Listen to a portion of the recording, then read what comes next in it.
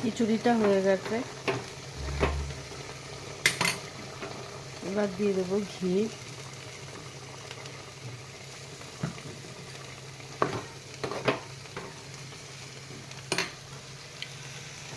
চিড়ের পোলাওটা করব এবার, এর মধ্যে যাতে একটু হেলদি হয়, গাজর, সুইট কর্ন, সেদ্ধ ছোলা, টমেটো সবই দিয়েছি, কাজু কিশমিশ দেবো, চিড়েটাও ধুয়ে রেখেছি।